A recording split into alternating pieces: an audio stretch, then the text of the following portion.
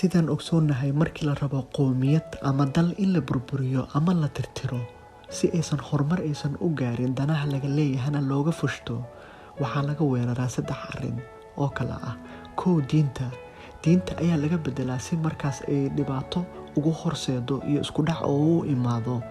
2 qadiyadda ruuxa haduusan qadiyad lahayn horumar ma gaari karo, mana lahan tiigsi ama yool ma lahan.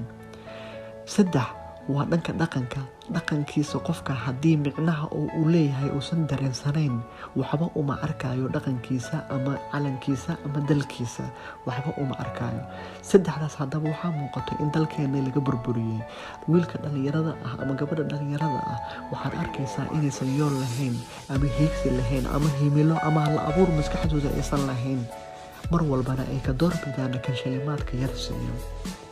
marka arrintaas anigoo ka duulayo ayaa waxaan iray ha u Raxleeyn Dhigaa kugu hayba ha u noqon kabqaad mid la heeriyadiyo hayin raac la hago la hadaa qasabi hiigsi aan lahayn xisku haawiyo dhammaan guran hanku yahay madow.